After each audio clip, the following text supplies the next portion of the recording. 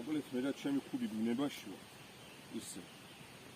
და დღეს ვისაუბრებთ ორი საკმაოდ საინტერესო იარაღის შედარებაზე. ესე იგი, მსგავსი რამე ცხოვრებაში არ გამიკეთებია.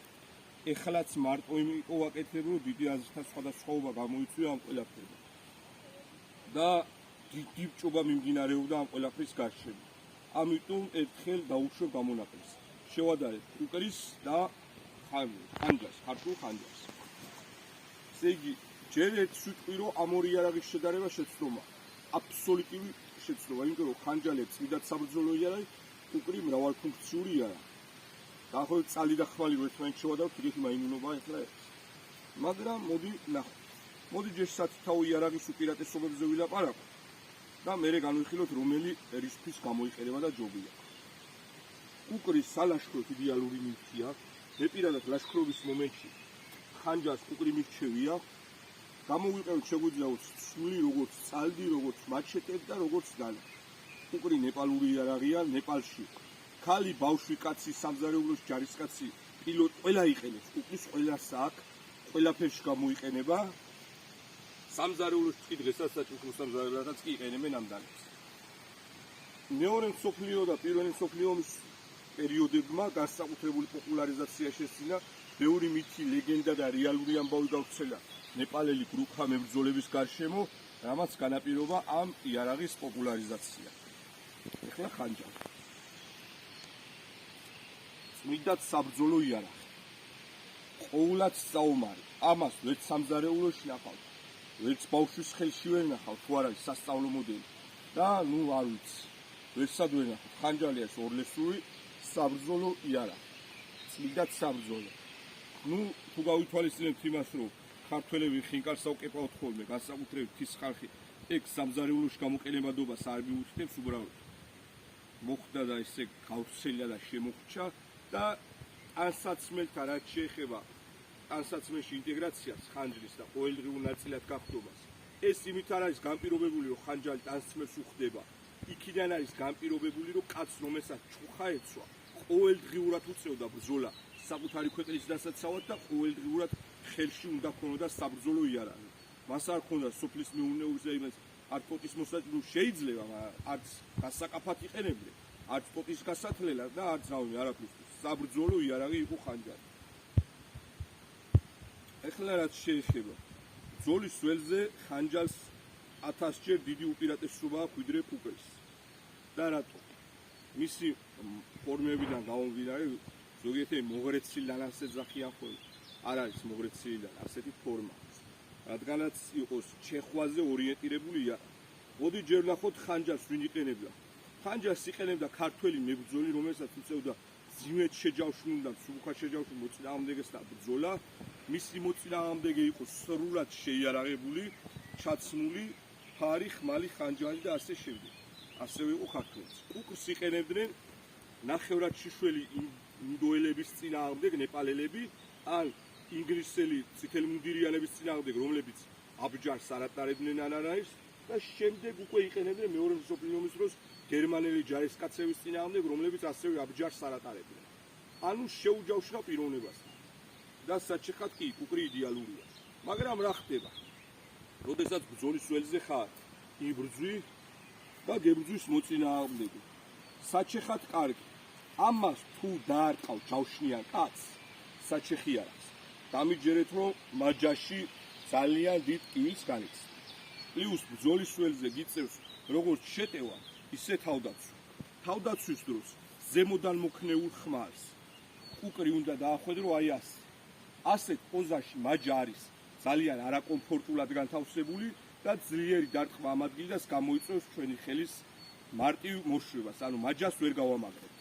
ასე თუ დავახვედრებ პირდაპირ, აი აქ დაცურდება იარაღი და ჩვეულებრივ შეიძლება თითები დავყარყო. კუკრის არანაირი თავდაცვითი ფუნქცია არ გააჩნია წინ თითებისა. მისი პირდაპირი ძგერება, კარგია პირდაპირ საძგერებლად, შეიძლება ძგერება მისიც, მაგრამ რომელი საძგერებელი იარაღი გინახავთ მიარსად, რომელსაც წინ თითის დამცავი არ აქვს. აი ამას ოდნავ თუ მივაწევთ, უბრალოდ საქმეებს მასაცილოებისთვის შესთან დიდი ბოდიში მიაწեք და წაიღო თითები წინ. მაშინვე წინ მიაქვს თითები, მით უმეტეს მე მშრალი ხელი მაქვს და ბრძოლის ველზე გაოფლილი ხელისგული წარმოვიდგენთ რაც იზავს. ხანჯალი იგივე ფუნქცია შევასრულოთ, წინ ვაწევი და რამ უნდა გამიშვას წინ.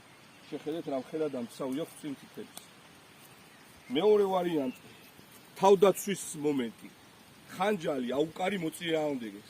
იმის გამო რომ ხანჯალი ვიწროვდება თანაბრად წვერისკენ, ანუ წვერიდან ტარისკენ ფართოვდება, ოდნავათაც აი ასე რომ გეჭიროთ, მას უწევს უკვე ზედაპირზე ვეღარ ჩამოცრიალდება ხვდებოთ, რადგან წვრილი ნაწილი და მსხვილი ნაწილისკენ არ გაცურდება. რომც გაცურდეს, მცირე თითის დაცვა აქვს.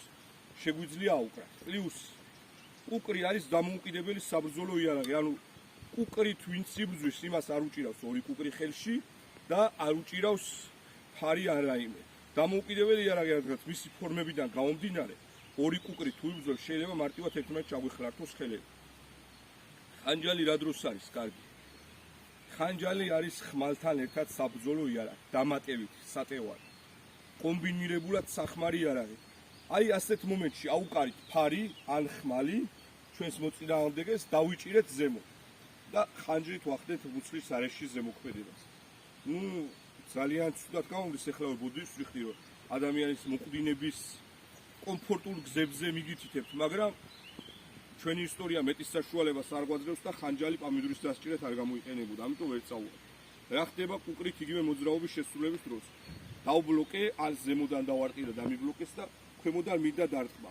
შეხედეთ მაჯარ ამ ხელაზე უნდა ამოწიო, წვერი მოწინააღმდეგის მუცლისკენ გაუშვა. ვერდულად თუ მომიწია, ხო საერთოდ. პლუს აი ეს მოხრილი ფორმა გვაძლევს იმას, როდესაც სხეულში შედის პირდაპირ არ აგრძელებს სვლას და აკეთებს ბრუნვს. უკუ თანმიმდევრობისაც იგივე ბრუნვი უნდა გავაკეთოთ. როდესაც ხანჯალი ზემოთ დავიჭირეთ ხელი და სრულიად კომფორტული, მაჯა იდეალურად კომფორტულ მდგომარეობაში შედიხარ და ხანჯლის 9 მილიმეტრითაც კი უკან გამოწევა თელ პირს ან თავისუფლებს. ანუ ფორმიდან გამომდინარე, უკვე თავისუფალ იარაღს იღებს ზუსტად იგივე უკუთან მიმდევრობით. როდესაც კუკრის ფორმებიდან გამომდინარე, უნდა გამოუგლიჯოთ ასე ვთქვათ ზედაპირიდან. ვიღაცებს გონიათ რომ ასე რო გიდგა კაცი კარგი დასარტყმელი. კი ასე რო გიდგა კაცი რაღაცა კარგი გასახმარია, მაგრამ რეალობა ისე რომ ბრძოლის ველზე ასე კაცი არ გიდგა. მეორე რეალობა ისე რომ სინამდვილეში ნეპალელები არასდროს არ ყოფილან დიდი მეომარი. კი იბრძოდნენ, ბრძოლაშიც გამოიჩინეს თავი, მაგრამ მეომარი ერი აი ესეთი სახელია. სხვა კრიტერიუმებს უნდა აკმაყოფილებდნენ რომ მეომარი ერი იყო. მეომარ ერს ექნებოდა წმინდა საბრძოლო იდეალური იარაღი. როგორც არის ხანჯალი, ხმალი, შამშირი, გლადიუსი, ასე შემდეგ გორდა და რავი, 1000 სხვა სახელი შეგვიძლია გავიხსენოთ, რომლებიც არის წმინდა ბრძოლისთვის განკუთვნილი და არა სასადილოსთვის. იარაღი, რომელიც შიც ჩადებულია ის, რომ სამზარეულოში უნდა იყოს ადამიანი გამოიყენოს, ეს უკვე აღარ არის საბრძოლო იარაღი და განსხვავება საბრძოლო იარაღს და ბრძოლაც შეიძლება იარაღს შორის არის ძალიან დიდი. ბრძოლა შეიძლება წვერწადლივი ჯოხითაც, მაგრამ არ არის საბრძოლო იარაღი. ამიტომ კუკრი არის სოფლის მეურნეობის იარაღი, რომელიც შემდეგ, რადგან სხვა იარაღი არ ქონდა ახალს გამოიყენეს ბრძოლის ველზეც, ხანჯალი არის წმინდად საბრძოლო იარაღი. შედარება ბრძოლის ველზე ხანჯლიან კაცს მილიონი თავით დიდი უპირატესობა აქვს კუკრიან ადამიანთან. ახლა რა შემთხვევაში? პროფესიონალთან ხო დამწყებ აბლდას, გინა ხანჯალი დააჭერინე, გინა კუკრი დააჭერინე და გინა ატომური ბომბი მიეც ხელში. თავის თავს უფრო მალე მოსწევს რაღაცას ვიდრე მოწინააღმდეგეს. მე ვიძახი გამოცდილ მებრძოლებზე. მაგრამ ბუნებაში კუკრი გაცილებით 10 თავით უკეთესია. თუნდაც იმიტომ რომ კუკრის დავადებთ რაიმე ტოტ ზემოდან დავარტყავთ და ჩავჭერთ. როგორც სურს ისე გამოიყენებთ. ხანჯალს დაადებ რამეს ზემოთავ ხედან ტოტს დაარტყავ და იმ ტოტს გადაჭერ. იმიტომ რომ მეორე მხრიდანაც ნალესია. ხანჯრის პირი გაცილებით ხელია ვიდრე კუკრის. ამიტომ საჩეხი არაღათ რომ გასახეთ კაჩეშისა კუკრი უფრო გამოგვადგება ვიდრე ხანჯალი.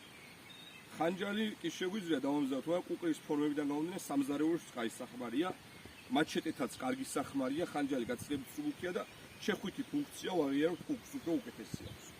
მოკლედ, მოლაშქრეებისთვის კუკრი იდეალური იარაღია, მეომრებმა 10000 წელზე მეტია ჩვენი წინაპრები ხანჯალით იბრძოდნენ და ეხლა თავზე არ ცხელოდა. და ერთ სიტყვის საქართველოში საომრად მოვიდა მსოფლიოს თითქმის ყველა დიდი არმია. რომელი უნივერსალურ საბრძოლო იარაღზე თუ ვსაუბრობ. იყვნენ მონღოლები, იყვნენ რომაელები, იყვნენ არაბები, იყვნენ ჩრდილო კავკასიელები, კიმერიელები, სკვითები, იყვნენ რავიმე ურარტუელები, ასირიელები, ბერძნებთანაც ქონია ომი, ვიკინგებთანაც კი ვიწარმოებია ბრძოლა. ამ ყველა ხალხს ჩვენი წინაპარი ებრძოდა ერთ და იგივე იარა. და კუკრი გამოიყენეს ინდოელების ბოდიშით, ტიგლიკანა ინდოელების, რომელსაც არანაირი აბჯარი არ ჰქონდათ, გერმანელი ჯარისკაცების, რომელსაც აბჯარი არ ჰქონდათ და ინგლისელი წითელმუნდირიანების წინააღმდეგ. რომელი უფრო უნივერსალურია. 10,000 წლის განმავლობაში სოფლიოს ყველა დიდი არმია რო ამაზე დაიმსხვრა, თუ ამით რომ კიდევ ამინდორს ავჭერთ. ეს ჩემი მითქვია და თქვენი გაიგეთ, ძმაო.